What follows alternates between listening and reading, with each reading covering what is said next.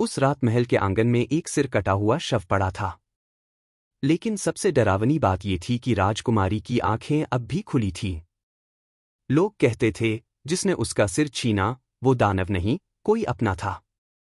और उसी रात राजकुमार ने कसम खाई, चाहे जान चली जाए, इस खौफनाक रहस्य से पर्दा उठाकर रहेगा। राज्य चंद्रगढ़ अपने वैभव, शांत हवाओं और दूधिया चांद जैसी रातों के लिए जाना जाता था। ऊंचे ऊंचे किले, महलों के सुनहरे गुंबद और गलियों में बहती लोक कथाएं, सब कुछ जैसे किसी सपने का हिस्सा लगता था। इसी राज्य में जन्मा था राजकुमार वीरसेन, निडर, न्यायप्रिय और संवेदनशील हृदय वाला।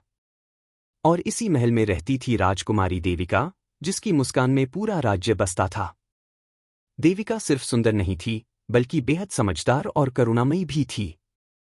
वह अक्सर महल से निकलकर गरीबों की मदद करती, बच्चों को पढ़ाती और बुजुर्गों के पास बैठकर उनकी बातें सुनती। लेकिन एक रात सब कुछ बदल गया। पूर्णिमा की रात थी। महल में उत्सव का माहौल था। दीपों की कतारें, संगीत और हंसी की गूंज। देविका ने सफेद रेशमी वस्त्र पहना था और माथे पर चांद जैसा टीका।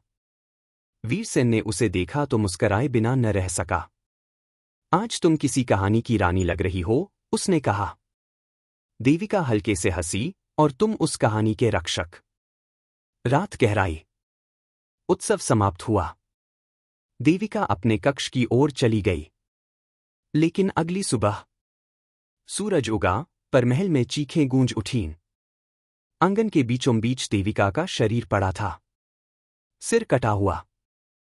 राजा कांपते हाथों से जमीन पर बैठ गए। रानी बेसुध हो गई। पूरे राज्य में मातम छा गया। सबसे ज्यादा टूट गया वीरसेन।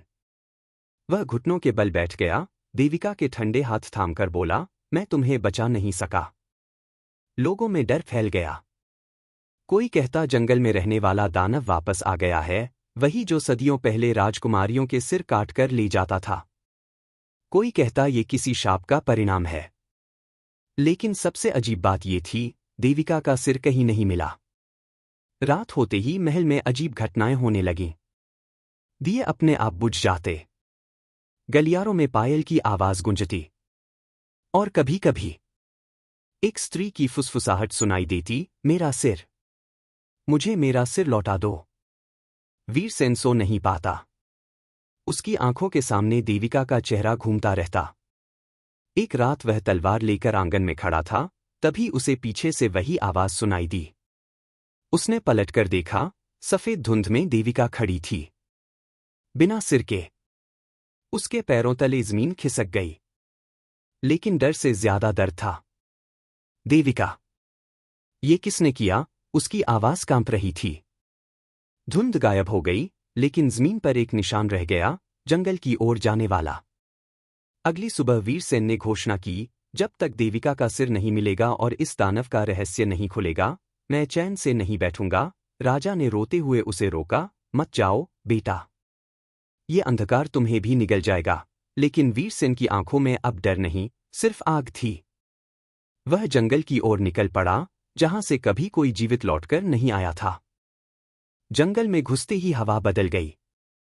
पेड़ इतने घने थे कि दिन में भी अंधेरा लग रहा था। हर पत्ते की सरसराहट किसी सांस जैसी महसूस होती। वीरसेन का दिल तेज धड़क रहा था, लेकिन कदम नहीं रुके। उसे लगा जैसे कोई उसे देख रहा है। तीसरे दिन वह एक उजड़े मंदिर के पास पहुंचा। वहां एक बूढ़ी साध्वी बैठी थी। उसकी आंखें अजीब चमक से भरी थीं। उसने बिना देखे कहा, राजकुमारी का सिर ढूंढने आए हो? वीरसेन चौंक गया। तुम जानती हो? साध्वी ने लंबी सांस ली। दानव कोई और नहीं, इंसान ही है। और वो महल से जुड़ा है। उसने बताया कि सदियों पहले एक तांत्रिक ने अमरता पाने के लिए राजकुमारी का बलिदान किया था। उसका वंश आज भी जीवित है। वो सिरों को इसलिए ले जाता है ताकि आत्मा को बांध सके, साध्वी बोली।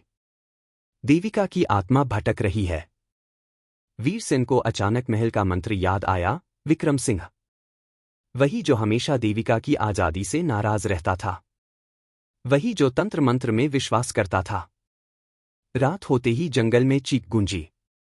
दानव सामने आया, लंबा, काला और हाथ में एक थैला। वीरसेन ने तलवार उठाई। लड़ाई भयंकर थी। हर वार के साथ दानव की परछाई बदलती रही। अचानक उसका मुखौटा गिरा और नीचे विक्रम सिंह का चेहरा था। क्यों? वीरसेन चिल्लाया। अमरता चाहिए थी, वह हंसा। और देविका? वो बहुत शुद्ध थी। क्रोध में वीरसेन ने अंतिम वार किया। थैला गिर पड़ा। उसमें देविका का सिर था, आंखें बंद, जैसे सो रही हो। जंगल में शांति छा गई। वीरसेन सिर लेकर महल लौटा। पूरे राज्य में सन्नाटा था। साध्वी के बताए अनुसार अंतिम संस्कार किया गया, सिर और शरीर को एक साथ। मंत्रोच्चार के बीच हवा में अजीब रोशनी फैली। अचानक वीरसेन को लगा जैसे किसी ने उसका हाथ थामा हो। उसने आंखें बंद की। देविका की आवाज आई, अब मैं मुक्त हूं। आकाश में बादल छंट गए। पहली बार महीनों बाद चंद्रगढ़ में सुबह की किरणें मुस्कुराईं। राजा ने वीरसेन को गले लगा लिया। तुमने सिर्फ बदला नहीं लिया, आत्मा को शांति दी है। लेकिन वीरसेन जानता था, कुछ प्रेम कहानियां मिलन के लिए नहीं, बल्कि बलिदान के लिए होती हैं। वह अक्सर उसी आंगन में बैठता, जहां देविका हंसा करती थी। कभी कभी हवा में पायल की हल्की आवाज आती। लेकिन अब डर नहीं था, क्योंकि सिर कटी राजकुमारी की आत्मा को आखिरकार मोक्ष मिल चुका था। और चंद्रगढ़ ने सीखा, सबसे खौफनाक दानव बाहर नहीं, हमारे बीच ही छुपे होते हैं।